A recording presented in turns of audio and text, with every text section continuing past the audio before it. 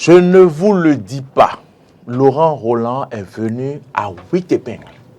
Mais la surprise est qu'avant de partir, il est venu bien habillé. Il va partir nu parce qu'il va enlever tout ce qu'il a porté pour que je porte ça et il va partir nu. Laurent Roland Tonnikès, bonjour. Mouri Yagwa, bonjour à mes téléspectateurs. C'est un plaisir de vous retrouver bien habillé, aux couleurs. J'aime les couleurs. Ah oui. Vous avez du goût, votre épouse a du goût. Salut au passage à son épouse. Madame, bonjour. Adrien Djomakou, bonjour. Bonjour Mouri Yagwa, bonjour chers téléspectatrices et téléspectateurs de Eden TV. Bonjour à toutes et à tous. Et ce matin, vous avez fait un peu du footing, hein, parce que ça n'a pas été facile. Ah oui, il ne faut pas moment. Vous voulez qu'on la parle?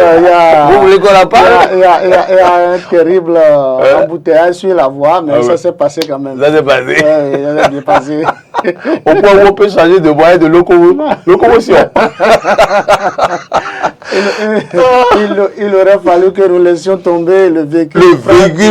Rapidement, pour nous rallier ici. Sinon, tout se passera sans vous. Voilà, Laurent Roland Tonnikès, l'actualité, on sait, tout est allié devant moi ici, c'est l'actualité. C'est bien déjà la présence au Bénin dans quelques heures du couple Kagame. Et aussi l'investiture qui a eu lieu hier à l'Assemblée nationale avec l'ouverture de la première session ordinaire. Mais ce qui a retenu l'attention des journaux, ce n'est pas forcément l'investiture, mais c'est l'annonce faite donc par le président de l'Assemblée nationale dans son discours. Adrien Djomakou, le président de l'Assemblée nationale, espère que ses collègues députés de la 9e législature et lui, dans un esprit de concertation, pourront donc courageusement envisager de toucher à la Constitution. Les journaux en ont parlé. Oui, c'est vrai que ce matin, on a eu des difficultés à prendre fraternité.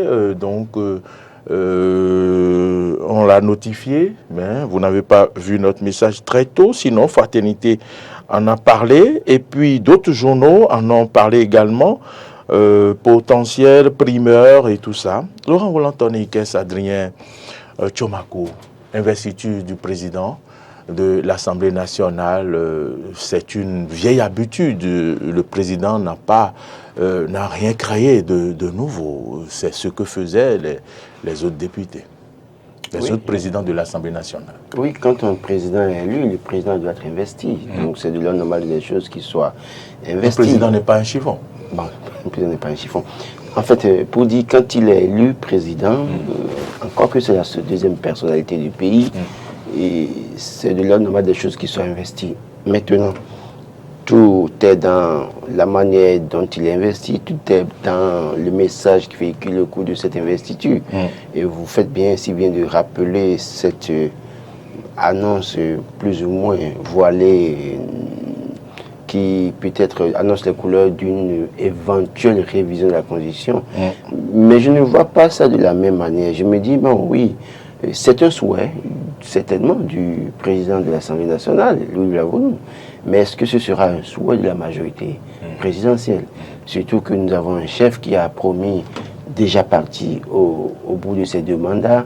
On peut afficher la primeur. Oui, quelle est l'opportunité de cette révision?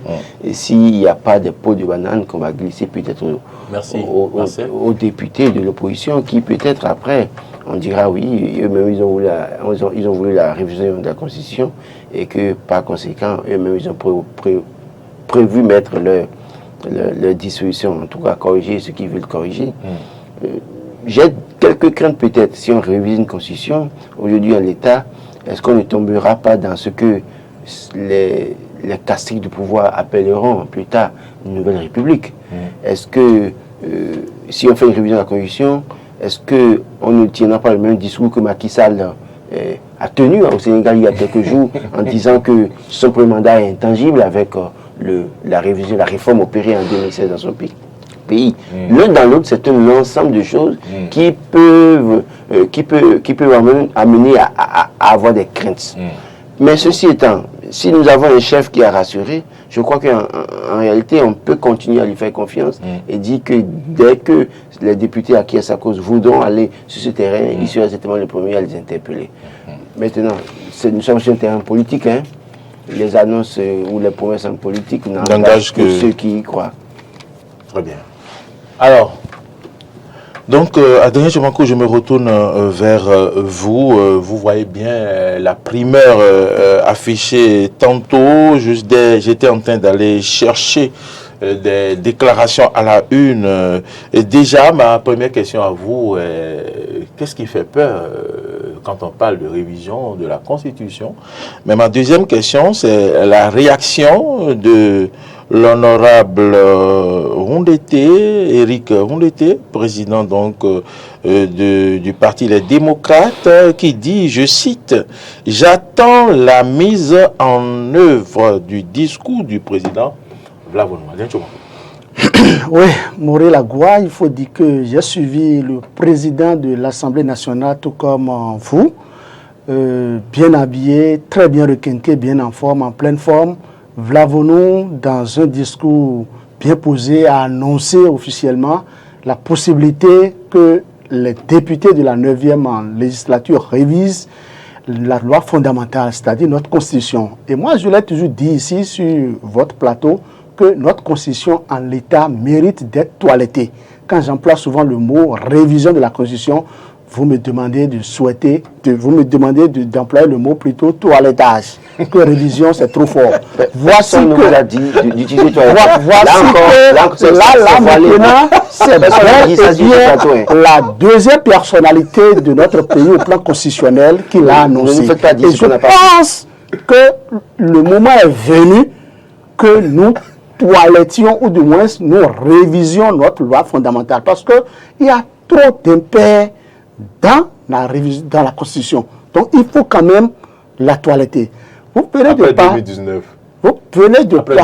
Ils étaient seuls à faire le toilettage en 2019. Ils ne sont pas satisfaits. Je l'ai toujours dit que, écoutez, vous parlez qu'ils étaient seuls à le faire en 2019 et qu'ils ne sont pas satisfaits. Quand les démocrates ont pris pour la toute première fois, quand les démocrates étaient on fait le comeback à l'Assemblée nationale. Nous vous voyons venir. Qu'est-ce qui s'est passé? On a fini avec ce débat. C'est ce jour-là même que les démocrates ont annoncé officiellement la création de leur groupe parlementaire. Et à l'occasion, dans leurs propos, c'est qu'on voit clairement qu'il veut de la révision de la Constitution. Maintenant que le président de l'Assemblée nationale, c'est moi ma manière de voir les choses. Je pense quand même que les démocrates n'ont jamais dit qu'ils veulent réviser la Constitution au bloc républicain et à l'UPR pour que ça soit une réalité. Éric Rondeté, dans ses propos, disait qu'il attend de voir. Je pense quand même qu'au moment opportun, on va l'associer. Il attend de voir la mise en œuvre du discours. Tout à fait, la mise en œuvre du discours. Est-ce que vous avez compris? Ça va à l'antipode. Ça va à l'antipode de ce que vous avez dit. Qu'ils ont souhaité réviser la Constitution. Ce discours bien clair ne sera pas mis en œuvre. Est-ce que vous pensez ça? Je pense que Adrien Tchomakou, est-ce que je peux vous poser une question? Est-ce que je peux vous poser une question? Laissez-moi aller au bout de Laissez-moi vous poser une question. D'accord. Si vous affirmez ici que les démocrates, déjà dans leur prise de parole à l'Assemblée nationale, déjà le jour de l'investiture, où ils ont conçu leur groupe parlementaire. Je pense que vous avez vu, s'il vous plaît, laissez-moi vous poser la question. Dit ce que je dis. S'il vous plaît, laissez-moi. Je ne suis pas la seule personne à affirmer. Laissez-moi vous poser.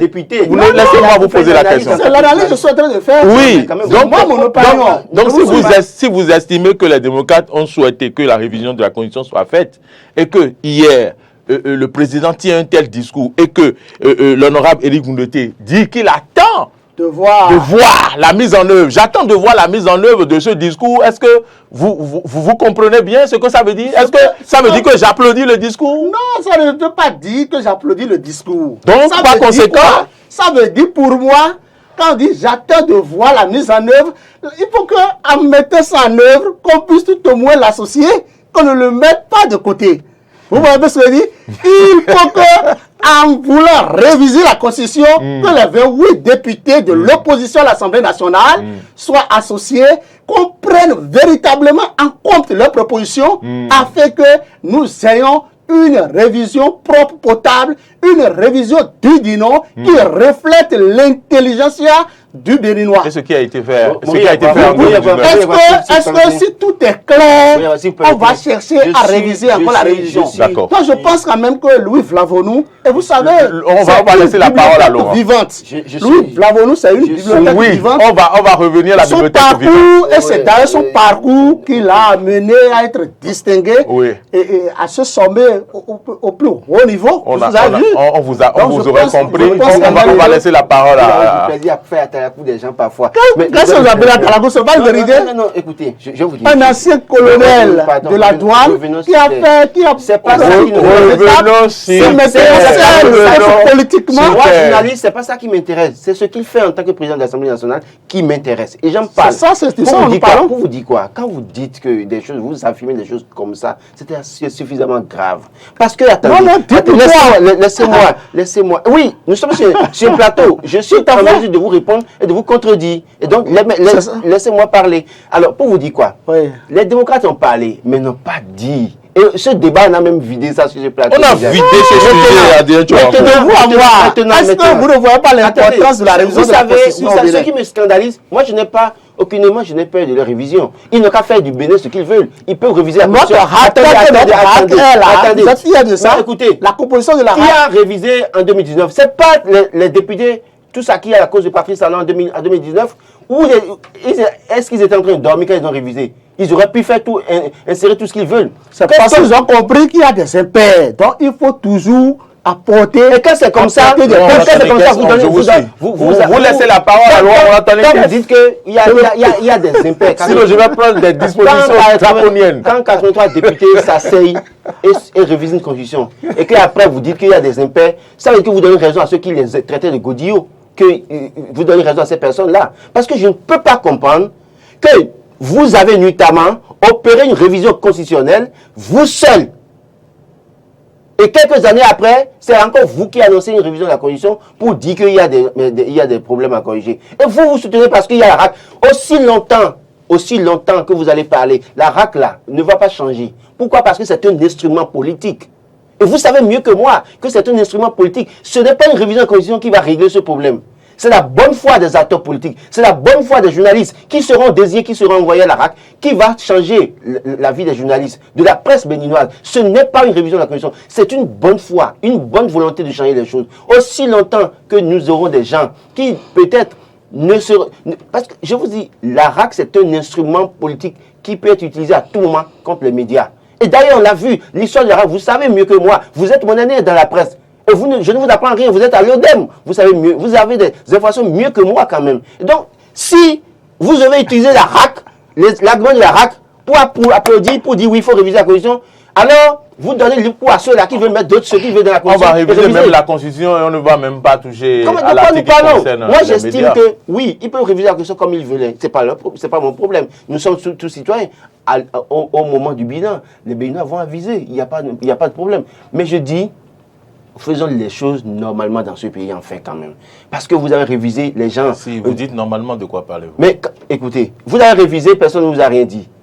Vous avez fait ce que vous avez voulu. Vous avez mis les modifications, les réformes du temps. Maintenant, après, vous levez. Il faut qu'à réviser. Il peut réviser même moi privé et me priver de venir à gauche de bataille. C'est pas un problème. Je vais peut-être aller faire accoler à Kota pour chercher derrière manger. En 2019, en 2023, on peut réviser même 2 fois, 3 fois. Non, il n'y a pas de problème. À nous aller. D'accord. Oui, je voudrais poser une petite question à Roland. Oui, allez-y. À l'État, oui, monsieur... Non, il n'a qu'à poser la question. Oui.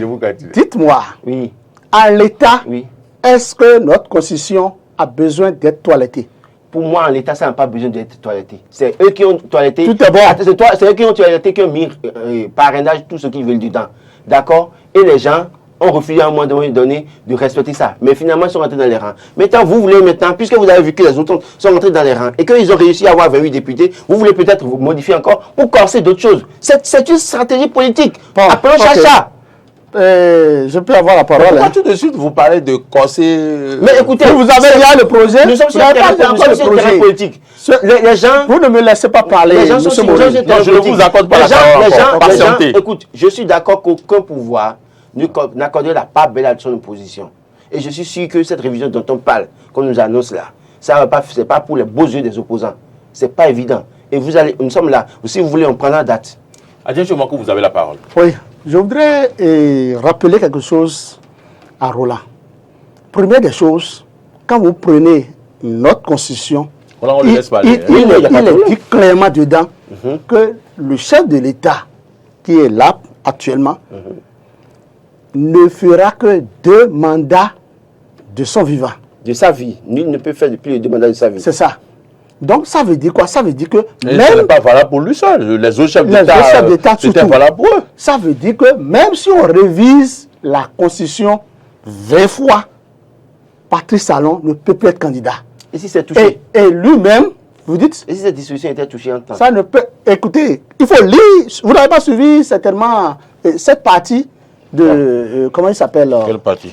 Du président Vlavonou. Aucun article ne dit qu'on ne va jamais toucher cette dissolution. Aucun article ne l'a jamais dit. D'accord. Mais il dit que cet aspect-là, on maintient ça.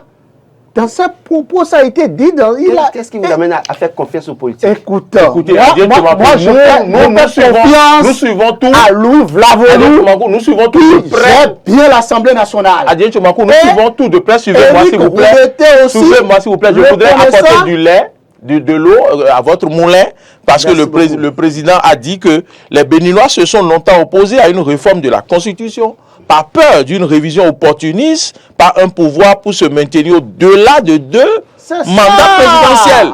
On a parlé de tout et nous avons tout sur le plateau. Il a tout dit. Donc, Louis Vlavonou, c'est pourquoi moi je dis que c'est une bibliothèque vivante. C'est-à-dire, quand il parle, il faut juste croire. C'est la vérité et rien que la vérité.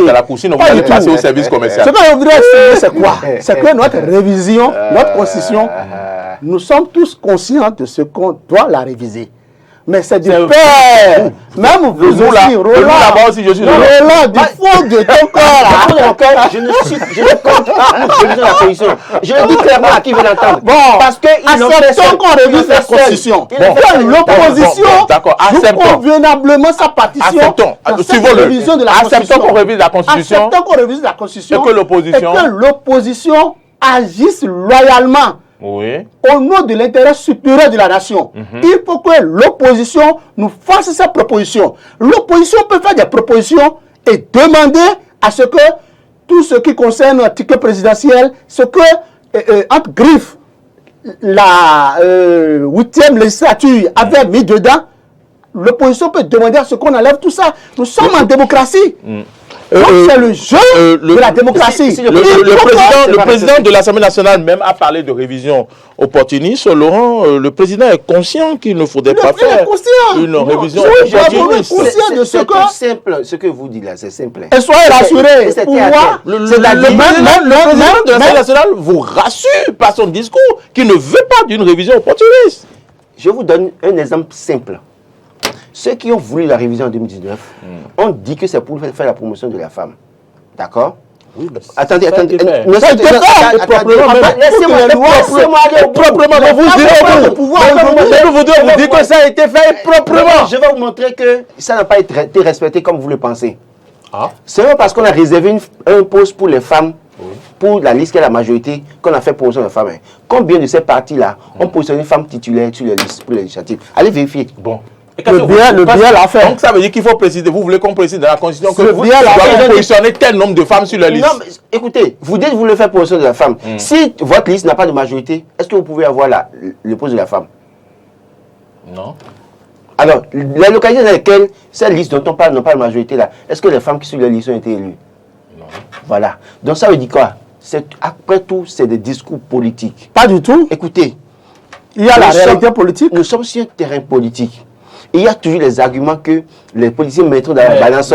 Mais Laurent, mais c'est la finalité qui compte. Non, aujourd'hui à l'Assemblée nationale, on n'a plus 4 femmes. Mais on n'a plus 6 femmes. Non, mais ce que je vous dis, je vous dis, combien sont-ils à positionner des femmes titulaires? Le BR, je connais le BR tout au moins. Non, le BR a fait l'effort. Oui. Maintenant, les autres. MPL aussi a positionné des femmes. L'UDBN a positionné des femmes. L'UDBN, c'est une. C'est l'exception même. L'UDBN a positionné assez de femmes. Ces jeunes-là, l'UDBN a positionné à l'UDBN. Après ça, l'FCBE. Après ça. Vous n'avez pas vu la liste de. Comment on l'appelle? Citer les partis. Même l'UPR. Ça a été fait. Pourquoi il a hésité? Pourquoi vous avez hésité? Pourquoi vous avez cité sa dernière position? Pourquoi vous avez cité ta dernière position? Quoi? Bon, c'est pas le vrai dire. Il faut qu'on se dise la vérité. Et nous sommes tous conscients de ça. Oui, c'est la vérité que nous disons, non? Nous devons. La vérité, c'est qu'on doit réviser la Constitution et la révision doit être très bien toilettée. L'opposition doit apporter ça tous. Écoutez, la Constitution. Est-ce que vous savez ce qui me fait plaisir, vous ne savez pas. Ce qui me fait plaisir, vous ne savez pas. Est-ce que vous savez aussi que notre Constitution donne trop de pouvoir à l'État? Donc il faut réviser la Constitution vous pensez que pour diminuer le pouvoir du chef de l'État. Non, ne vous leurrez pas, je vous en prie. Vous pensez que c'est ça, député là, qui va réviser la Constitution et diminuer le pouvoir du parti Salon? Vous croyez ça de là? Vous croyez ça? C'est vous, Roland, qui allez le faire? Vous croyez ça? Est-ce que c'est vous, Roland, qui allez le faire? C'est les députés qui ont cette prérogative. Ce sont les députés qui ont ce pouvoir législatif. Vous pensez que c'est nous que ces députés vous croyez représentons à l'Assemblée. Vous croyez vraiment, vous, que Louis Vlavonu et les 80 députés là, oui, c'est eux là qui vont voter. On a 109 députés, oui, 80. Non, mais il parle des députés de la mouvance. Écoutez, c'est l'erreur que nous commettons. Ces députés là qui vont contribuer à une révision qui va diminuer le pouvoir de Patrice Talon, vous y croyez, vous? Je peux te répondre? Oui, allez-y. C'est affirmatif. Ok, merci. Ok, Adia Chomakou, Laurent Roland-Tonné-Kess, l'Ars Bénin, Rwanda, donc, est en train d'être, bien sûr, renforcé avec la présence au Bénin du couple Kagame dans quelques heures. Oui, Paul Kagame, depuis 2016, vient au Bénin. Le Bénin, comme le pensent certains journaux, dont la ligne économique, la politique économique et tout ça est très proche du Rwanda. Qu'en dites-vous? Oui, j'en ai abondamment parlé déjà depuis 2 jours ou 3 jours sur ce plateau. Oui, c'est une bonne nouvelle de savoir que le chef de l'État rwandais vient au Bénin. À un moment donné, on a tout fait de reprocher au gouvernement que c'est un gouvernement fermé, qui ne reçoit pas les chefs d'État étrangers. Tout à fait. Patrice Talon, dès son premier mandat, nous a habitués à autre chose. On a pu voir que par le passé, Boni Yahi voyageait beaucoup, recevait beaucoup. Et parfois, on demandait maintenant les retombées. Certains, on avait des retombées, on avait d'autres retombées peut-être qui n'étaient pas pour autant clarifiées. Mais pour celui qui est là, il fallait travailler d'abord en interne, assainir le milieu, faire un certain nombre de choses, changer l'image avant de pouvoir prétendre et aussi mettre en place des infrastructures attrayantes qui puissent permettre au Bénin d'être accueillant. C'est ce qu'il dit, c'est-à-dire changer l'image. Oui, j'ai compris. L'image de d'autres pays. Je reprécise, c'est tout. On peut ne pas être d'accord avec Patrice Talon. Et c'est ce que je dis aux opposants. À la limite, parfois, quand vous voulez critiquer Patrice Talon, critiquez-le, d'accord, mais reconnaissez tout au moins ce qu'il fait. Et quand on regarde ce qu'il a pu faire en termes d'infrastructure, même si en l'État, on n'a pas... il y a une question sur laquelle je ne suis pas d'accord avec eux, parce que parfois on ne connaît pas les coûts de certaines réalisations. Oui. Ça, c'est légitime. Vous y tenez. J'y tiens. C'est le rôle des députés, en réalité, mais malheureusement, les autres n'avaient jamais... Le président a annoncé également qu'il y aura des questions, non pas des questions, qu'il y aura ces questions adressées. Il a salué les questions d'actualité, les questions orales. Oui. Aussi... comment nous appelons ça, contrôle. Oui, de l'action du gouvernement. C'est leur rôle. Il n'a pas besoin de rappeler même pas ça dans un discours. Ils savent que c'est... On ne revient pas derrière. Donc, pour dire quoi, oui, quand on prend le boulevard de la Marina aujourd'hui, quand on part à Cotonou aujourd'hui, quand on va dans certaines localités, il faut être fier de ce qu'on a comme image du Bénin. Je suis scandalisé de voir des gens qui voyagent tout le temps ne pas se réjouir de ce que Patrice Talon a pu faire en changeant l'image de Cotonou. Ne pas se réjouir de ce qui est fait en termes de qualité d'infrastructure. Je crois que c'est être à la limite contre l'être humain qu'est Patrice Talon. L'aéroport qui ressemblait encore il y a une dizaine d'années à l'autogare de Godomé a été amélioré. Il y a des travaux. C'est-à-dire que bien que l'espace qui existe ne peut pas nous permettre de faire la magie, ils ont voulu en faire quand même quelque chose. Et la piste d'atterrissage a été élargie, tout ça là. Aujourd'hui, on recevoir plus d'avions que par le passé. Donc, j'estime que toutes ces images-là, c'est de bonne qualité. Les gens se moquent de l'aéroport de Bangui, par exemple, en Centrafrique. Pourtant, c'est un pays assez riche. Les gens se moquent de l'aéroport de certains pays. Et c'est de bonne guerre. Aujourd'hui, au moins, le Bénin ne sera plus cité pour autant dans ces aéroports, même si ce qui est fait c'est pas encore ça. Il faut être... Et c'est le moment d'appeler le gouvernement à ne pas avoir peur de réaliser le projet de l'aéroport de Golo-Djigbe, parce qu'au Sénégal, on voit, on peut parcourir 40 km avant d'entrer dans la ville maintenant. C'est au calendrier grec, on va attendre, puis on va prier pour que le gouvernement ait les moyens de le faire. Mais déjà, les infrastructures que nous avons aujourd'hui nous permettent de recevoir des hôtes de qualité et de pouvoir, oui, fièrement les faire traverser la ville sur des routes de qualité. Sur des asphaltes. Oui, et quand vous regardez, je vous dis, certains se plaisent à aller prendre des photos sur le boulevard de la Marina, et si vous ne faites pas attention, vous penserez qu'ils sont en Europe. Effectivement. Vous pensez qu'ils sont en Europe. Et allez voir, il y a une station juste derrière, et comment vous appelez, l'aéroport. Il y a des endroits là où vous faites des photos. Si vous dites à quelqu'un que vous êtes dans les rues de Paris ou bien de Genève, si la personne n'a pas eu la chance d'aller là-bas une fois, c'est que vous croira tout bêtement. Donc aujourd'hui, quand vous regardez l'hôtel qui est en construction là, Marina, quand vous regardez un peu le centre international de conférence qui a été réaménagé, qui a été réaménagé, tout ça là. C'est fini presque fini, je crois. Et quand vous regardez un peu le tronçon, vous allez au niveau du boulevard de l'Amazone, oui, d'accord, on ne connaît pas le coût, mais c'est une qualité. Et ça donne une bonne image au Bénin. Donc, tout ça... On va mettre une pancarte pour mettre le coup des yeux et mettre à côté de l'Amazone. Mais déjà, je tire un coup de chapeau à Patrice Talon sur la question, sur ces efforts qui ont été faits. Et donc, Patrice Talon, d'ailleurs, même qui, pour nous, en tout cas, nous observateurs, a pris comme Kagame comme un modèle. Seulement que le modèle, il ne faut pas qu'on copie tout de Kagame parce que tout n'est pas bon chez lui. C'est votre chute. Oui. D'accord. Adien Choumakou. Oui, tout n'est pas bon au Rwanda. Vous partez par sa chute? Pas sa chute. D'accord. Tout n'est pas bon au Rwanda. Mais je pense que tel qu'il a dit que Patrice Talon fait beaucoup pour le peuple béninois. Aujourd'hui, je peux même dire que Cotonou, quand nous prenons Cotonou rivalise avec Casablanca. Casablanca. Oui. Quand vous regardez... Casablanca. Non, ce n'est pas de l'exagération. Je pourrais dire à Accra tout près. Mais quand, regardez, vous n'avez pas d'exagération. Écoute, qu'est-ce qui manque à Cotonou? La seule chose qui manque à Cotonou, c'est Cotonou molle. Parce qu'il y a des éléments du Maroc qu'on a placés sur la terre. Ne va pas très loin. C'est seulement le centre commercial qui manque. Cotonou molle qui manque. Sinon, en matière de bitume, en matière d'infrastructures, comment on les appelle, les infrastructures routières, il y a le tronçon qui s'est. Si le tronçon n'est pas aménagé, ce n'est pas encore ce que vous dites.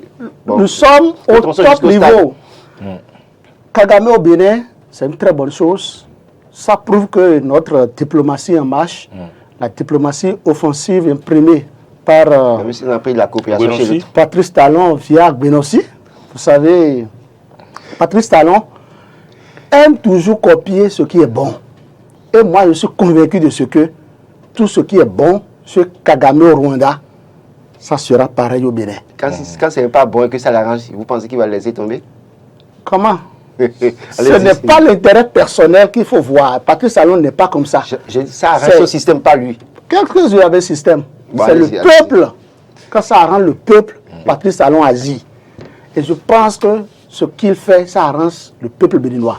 Vous avez vu un peu l'agenda de Kagame, où il doit aller à Glotigbe, où selon des indiscrétions, c'est que on aura désormais une entreprise digne du nom, une entreprise de Rwanda qui viendra s'installer ici, qui va partir des matières premières jusqu'aux produits finis. Donc, je pense quand même que c'est une très bonne chose. L'avion qu'ils doivent lancer ensemble. On va finir, oui. Je pense que tout ça, ça apporte une plus-value au peuple béninois, à la population béninoise. Je pense quand même que, écoutez, quand vous prenez le Rwanda en matière de superficie, c'est comme les départements de l'Atlantique et du littoral. Mais la ville, c'est bon, c'est beau, c'est joli. Et je pense que Patrice Talon est en train d'imprimer cette marque. Moi, je pense que c'est une coopération fructueuse que les deux chefs d'État doivent poursuivre. Et bon, c'est pour l'intérêt supérieur de la nation. Et je dis déjà bienvenue au couple Kagame. Et que, vous savez, le couple Kagame porte beaucoup la femme. Et écoutez, la probabilité est forte que l'Institut national de la femme soit visité. Une chose est claire, même si cet institut n'est pas visité, la présidente de l'Institut sera la présidente de la République. Et changer, parce que là-bas, vous savez, l'Assemblée nationale, on donne la part belle à la femme. Le nombre de femmes à l'Assemblée, est-ce que ça ne dépasse? J'ai oublié le chiffre. Ça doit dépasser, j'avais donné ça ici la fois passée. Une chose est claire, au Rwanda, c'est la femme qui est au plus haut niveau. Et je pense que Patrice Talon doit abonder dans le même sens. Encore que notre constitution a déjà donné un pas par rapport à ça. Vous avez vu le nombre de femmes à l'Assemblée. Et ça doit continuer avec cette révision qui est annoncée, qui est en téléchargement. Je pense quand même que ça doit être comme ça. On doit réviser la constitution pour satisfaire davantage nos mamans. Parce que sans la femme, nous les hommes, nous ne sommes rien. C'est la femme qui est tout et on doit œuvrer pour le bien-être de la femme. Merci beaucoup. Puis, je vais vous donner quelques secondes pour vous prononcer quand même sur un sujet déshonorant. Mais avant, je voudrais donc remercier, comment il s'appelle, Rigobert Méhou pour ses observations, mais sachez que le débat sur la révision de la Constitution suscite beaucoup de passion. Est-ce que je me trompe, Laurent Roland-Anthony Guest? Donc, il estime qu'il y a eu trop de bruit, trop de bavardage et qu'ils n'ont rien suivi, qu'ils n'ont rien compris. Pourtant, vous êtes exprimé. Bon, je ne sais pas. De toute façon, je ne répondrai pas. D'accord. Très bien. Donc, le sujet, c'est donc 5 élèves qui couchent avec 5 professeurs qui couchent avec une élève mineure. Et c'était au sujet, ça se passe au sujet. Oui, j'ai lu l'information. Je crois que je suis même en train de lisais à l'instant un commentaire de quelqu'un qui dit qu'il faut leur donner 20 ans de prison. Vous savez comment ça se passe parfois dans ces collèges? C'est que les premiers professeurs, d'abord c'est des professeurs jeunes qui se comprennent, qui se parlent entre eux. Et le premier essaie de coucher avec la fille, donne le mot de passe à la seconde personne, qui fait après la troisième personne a le mot de passe, et eux tous profitent.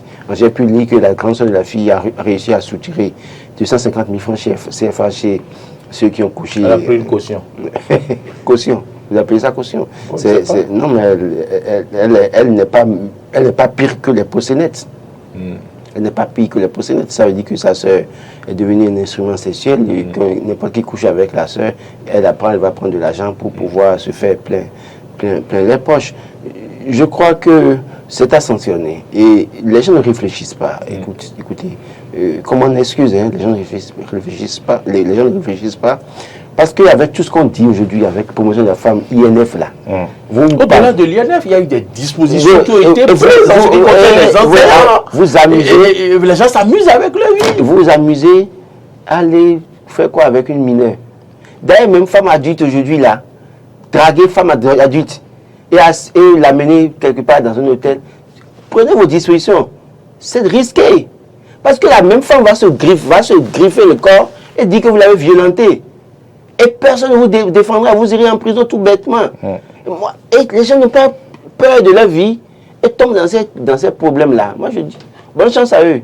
Ils ont choisi, ils ont excusez le terme, ils ont joui. Ils n'ont qu'à subir. Ils n'ont qu'à subir. Vous rimez. Adrien Chobakou, en 2 minutes. 2 minutes, c'est même beaucoup. Je voudrais demander juste à la justice de se saisir correctement du dossier. C'est tout ce que j'ai à dire. Et il faut que les gens sachent, que les hommes sachent que le mieux, c'est de s'occuper de sa femme ou de ses femmes. Si vous ne pouvez pas supporter une femme, allez prendre la seconde. Même la dixième si vous voulez. Ou vous pouvez aller même jusqu'à la 9e femme. La première va vous laisser prendre autant de femmes. Autant de maris. Si la première va vous laisser prendre autant de femmes. Ça dépend des contrats. Mais je dis une chose, il y a une précision que je voulais donner. Vous savez, avant, une femme qui couche avec un homme n'a pas peur de dire quelque part j'ai couché avec tel monsieur. D'accord? Mais aujourd'hui là, une femme qui couche avec vous est capable de le dire partout sur tous les toits, j'ai couché avec Adrien. J'ai couché avec l'homme aussi. Non, pour cette femme, c'est une fierté pour elle. Non, c'est pas fierté. Attendez. Tu penses que quand tu fais l'amour avec une femme au dehors, je ne te dis pas d'aller faire ça. Tu penses que la femme ne va pas le dire? Non, ce que la fille ne va pas révéler ça. C'est une fierté pour elle parce qu'elle se dit, elle sort avec un journaliste. Non, ce que je dis, c'est plus profond que ça. C'est plus profond que ça. C'est-à-dire qu'avant, coucher avec une femme, c'est en fait, il y a une certaine pudeur à ne pas oser dire, même si c'est un journaliste. Et puis, ce n'est pas une affaire entre 10, c'est une affaire entre 2. Oui, même si c'est une personnalité. Mais aujourd'hui, la femme est capable de dire ouvertement, tu as couché avec moi et tu m'as fait ci, tu m'as violenté. Et te livrer à la vindicte. C'est de ça que je parle en réalité. Donc faisons très attention, nous, hommes aujourd'hui. Très attention, j'insiste là-dessus. En tout cas, bonne chance à ceux qui veulent continuer à prendre des risques. Je ne cherche même pas de femme. Merci à vous. Ma femme, ça me suffit là. Merci à vous, Adrien Chobakou, Laurent Roland-Tonekes, merci. C'est moi. Vous, on se retrouve sur le forum des rédactions pour mieux approfondir les analyses sur donc ce discours du président de l'Assemblée nationale. On va décortiquer le discours, mais après, il fallait amener mais après, on va aussi parler du flou autour du limogeage de Séverin Quenome. Quelqu'un a dit que peut-être que nuitamment Séverin allait voir son chef, a dit, ben, chef, il ne faut pas faire ça. Non, il a été limogé, hein? Non, jusque-là. Non, écoutez, Séverin Quenome a été limogé. Vous confirmez, vous avez l'acte de limogeage? Vous avez l'acte? Vous pouvez voir l'acte de limogeage. Je vais vous amener l'acte. Ça, acte de limogeage, voilà. Mesdames, messieurs, c'est un plaisir. Et toutes nos excuses si peut-être vous n'attendiez pas correctement mes débatteurs parce que le débat sur la Constitution a suscité beaucoup de passion. Mais je sais quand même que le message est passé, même s'il y a des choses que, même si vous n'avez pas apprécié les interférences. Mais bon, merci de votre fidélité.